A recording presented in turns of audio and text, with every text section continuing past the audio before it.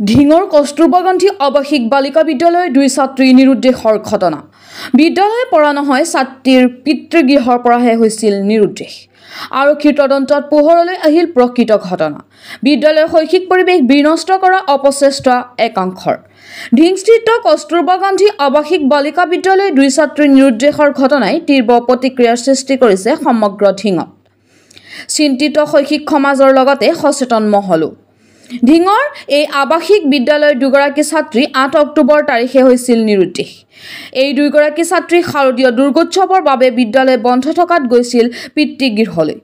কিন্তু 8 অক্টোবৰ তাৰিখে বিদ্যালয়লৈ ছাত্ৰী 2গৰাকী নাহি আত্মগোপন কৰি আছিল আত্মীয়ৰ ঘৰত, যাক লৈ একাংশই আৱাসিক বিদ্যালয়খনৰ বিৰুদ্ধে ৰচিছিল কুটিল ষড়যন্ত্ৰ আৰু অপপ্ৰচাৰ। কিন্তু ঢিং আৰক্ষীৰ তৎপৰতাত ছাত্ৰী 2গৰাকীক আত্মীয় ঘৰৰ পৰা উদ্ধাৰ কৰাৰ পিছতেই ওলাই পৰিল জুলুঙৰ মেকুৰী। ঘটনাক লৈ আৱাসিক বিদ্যালয়ত অনুষ্ঠিত হয় এখন সভা, য'ত উপস্থিত থাকে বিদ্যালয়ৰ কৰ্তৃপক্ষৰ লগতে ছাত্ৰীৰ অভিভাৱক আৰু শিক্ষা বিষয়া। সভাত বিদ্যালয়খনৰ বিৰুদ্ধে একাংশই চলোৱা অপপ্ৰচাৰক লৈ দুখ প্ৰকাশ কৰে। ভৱিষ্যতে বিদ্যালয়খনৰ শৈক্ষিক পৰিৱেশৰ লগত লক্ষ্য ৰাখি এনেধৰণৰ তথ্যবিহীন অপপ্ৰচাৰ কৰাৰ পৰা বিৰত থাকিবলৈ সকলোকে আহ্বান জনায়। উল্লেখ্য যে কস্তুৰবা গান্ধী আৱাসিক বালিকা বিদ্যালয়খনত 140গৰাকী দৰিদ্ৰ সীমাৰেখাৰ তলৰ ছাত্ৰীয়ে অধ্যয়ন কৰি আহিছে। এই বিদ্যালয়খনে বিগত বছৰত গুণোৎসৱত A+ ডিগ্ৰী লাভ কৰিবলৈ সক্ষম হৈছে। সেয়েহে এই বিদ্যালয়খনৰ প্ৰতি সকলোৱে সুদৃষ্টি ৰখাটো প্ৰয়োজন আছে।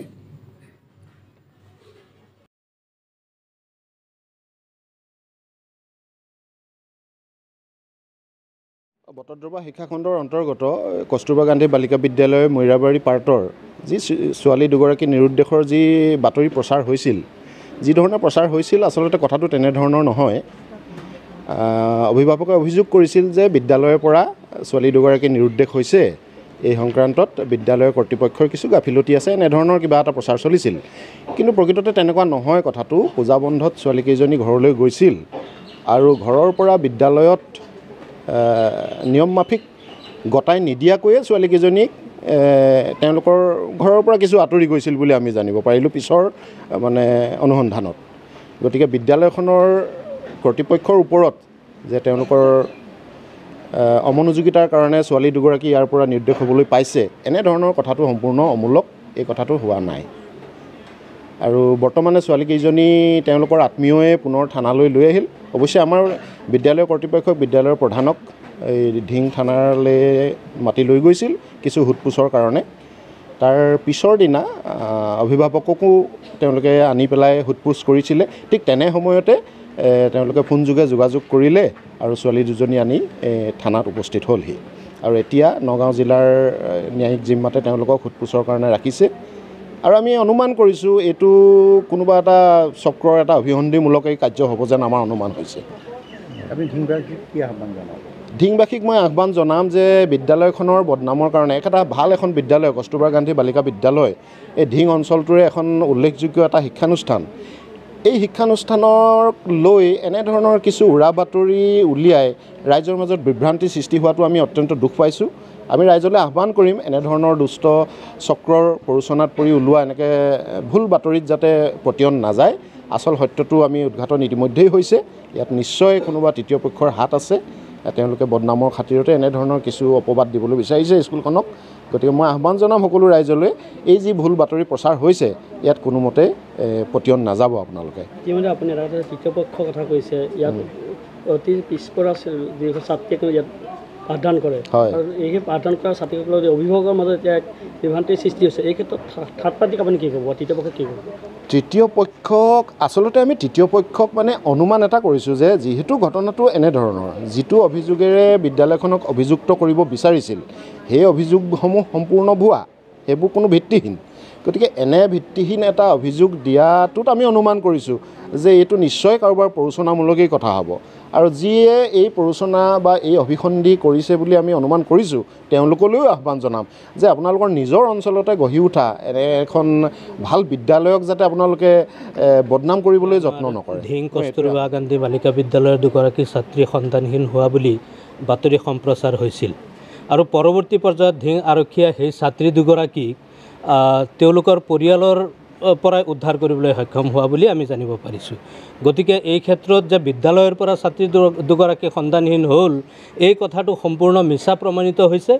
আমি অনুমান কৰিছোঁ যে এই বস্তুটো এই সমগ্ৰ বিষয়টো এটা অভিসন্ধি, কোনোবাই তৃতীয় পক্ষই ইয়াত ষড়যন্ত্ৰমূলকভাৱে স্কুলখনৰ বদনাম কৰাৰ কাৰণে স্কুলৰ পৰা ছাত্ৰী আৱাসৰ পৰা ছাত্ৰী দুগৰাকী পলায়ন কৰা বুলি সন্ধানহীন হোৱা বুলি বাতৰি সম্প্ৰচাৰ কৰিলে। গতিকে আমি আজি এই বিদ্যালয় পৰিচালনা সমিতি আৰু টিচাৰসকল অভিভাৱকসকলৰ এখন যৌথ সভা অনুষ্ঠিত কৰি আগন্তুক দিনত এই ছাত্ৰীসকলৰ ইয়াত যাতে সুনিশ্চিত হয়, তেওঁলোকৰ নিৰাপত্তা সুনিশ্চিত হয়, তাৰ কাৰণে আমি যথেষ্ট সময় আমি আলোচনা কৰিলোঁ। ইয়াৰ শিক্ষা ব্যৱস্থা যথেষ্ট উন্নত। গতিকে আমি আহ্বান জনাম সমগ্ৰ ধিংবাসীক, এই ক্ষেত্ৰত সমগ্ৰ ধিংবাসীয়ে সহায় কৰিছে। ছাত্ৰী দুগৰাকীক উদ্ধাৰৰ ক্ষেত্ৰত সকলো পক্ষৰ পৰাই সহায় কৰিছে। হয়তো দুই এজনে আজি চক্ৰান্তমূলকভাৱে এই কামখিনি কৰিছিল, কিন্তু সমগ্ৰ পক্ষৰ পৰাই কিন্তু আজি সহায় কৰিছে। আৰু ছুটীলৈ ঘৰতে আছিল নেকি? আচলতে পূজাৰ বন্ধত বিদ্যালয়ৰ পৰা পূজাৰ বন্ধত তেওঁলোক ঘৰলৈ গৈছিল, কিন্তু পূজাৰ বন্ধ শেষ হোৱাৰ পিছত ছাত্ৰীগৰাকীক অভিভাৱকে আহি স্কুলত চমজাই দিয়া নাই। হয়তো অভিভাৱকে তেওঁলোকক স্কুললৈ পঠিয়ালে স্কুলত যোৱা বুলি, কিন্তু তেওঁলোক স্কুল আহি নাপালে, ৰাস্তাৰ পৰাই তেওঁলোক আত্মগোপন কৰা বুলি আমি জানিব পাৰিছোঁ। কিন্তু অৱশেষত অভিভাৱকে কাৰোবাৰ হয়তো উচৰণিত তেওঁলোকে মিছাৰ আশ্ৰয় লৈছে যে স্কুলৰ পৰা দুগৰাকী হেৰাইছে বুলি মিছাৰ আশ্ৰয় লৈ পেলাই ধিং থানাত এজাহাৰ দাখিল কৰিলে। সেই এজাহাৰৰ ভিত্তিত পুলিচ প্ৰশাসনে স্কুলক মাতি নি পেলাই আজি তেওঁলোকে ইনভেষ্টিগেশ্যন চলালে, তদন্ত চলালে। অৱশেষত ছোৱালীজনীৰ পৰিয়ালবৰ্গৰ পৰা ছোৱালীকেইজনী উদ্ধাৰ হ'ল। গতিকে আমি অত্যন্ত দুখ পাইছোঁ যে স্কুলখনৰ বদনাম কৰিব বিচৰা আজি এটা বাতৰি ওলাল। গতিকে এইটো আমাৰ কাৰণে এটা দুৰ্ভাগ্যজনক কথা। কিন্তু ভাল লগা কথাটো হ'ল যে সমগ্ৰ ধিংবাসীৰ সচেতন ৰাইজে আজি ছাত্ৰী দুগৰাকীক উদ্ধাৰ কৰিবলৈ উঠি পৰি লাগি অৱশেষত ধিং আৰক্ষীয়ে সুকলমে ছোৱালী দুজনীক উদ্ধাৰ কৰিবলৈ সক্ষম হৈছে। ছোৱালীৰ পৰিয়ালৰ ঘৰৰ পৰাই, ছোৱালীৰ সম্বন্ধীয় ঘৰৰ পৰাই 5 দিন পিছত ছোৱালীকেইজনী উদ্ধাৰ হোৱাত আমি এই কথাটো আমি অনুমান কৰিছোঁ যে তেওঁলোকে এটা অভিসন্ধি ৰচনা কৰি স্কুলখনৰ বদনাম কৰিব লাগে বুলি আমি অনুমান কৰিছোঁ। গতিকে ধিং থানাৰ আৰক্ষী প্ৰশাসনে ইয়াৰ ইনভেষ্টিগেশ্যন চলাই আছে। আমি আশাবাদী যে ধিং আৰক্ষী প্ৰশাসনে উচিত তদন্ত মৰ্মে যিসকল ব্যক্তি ইয়াৰ লগত জড়িত আছে তেওঁলোকক দৃষ্টান্তমূলক শাস্তি বিহিব বুলি আমি কস্তুৰবা গান্ধী বালিকা বিদ্যালয়ত যোনটো মানে বোৱা কথা ওলাইছে, যে এটাতো ছোৱালী নিৰুদ্ধ হোৱা এটা কথা ওলাইছে, এইটোতো বোৱাই হয়। আৰু এটা কথা ওলাইছে যে খোৱাটো মানে বেয়া দিয়ে, তাত অসুবিধা হয়। কিন্তু আজিলৈকে মোৰ ছোৱালী ইয়াত পঢ়ি আছে, ঘৰত যায় যে মই সদায় সুধি থাকোঁ কেনেকুৱা খুৱাই দিয়ে, কি কৰে। সি আজিলৈকে একো বদনাম কৰা নাই, ধুনীয়াকৈ খুৱাই আছে, ধুনীয়াকৈ ৰাখি আছে। তাহাঁতক যিখিনি মানে দিব লাগে ছাপোৰ্ট, সেইখিনি কৰি আছে। ছোৱালীসকলক দেখি আছে, চাই আছে। এনেই আমি আহি থাকোঁ, স্কুলত গৈ থাকোঁ, বাইদেউবিলাকে আমাৰ লগত ধুনীয়াকৈ আচাৰ ব্যৱহাৰ কৰে, একো প্ৰব্লেম নাই। আমাৰ ফালৰ পৰা আমি বাইদেউবিলাকৰ ভিতৰত একো প্ৰব্লেম পোৱা নাই। এইখিনি বোৱা হয়।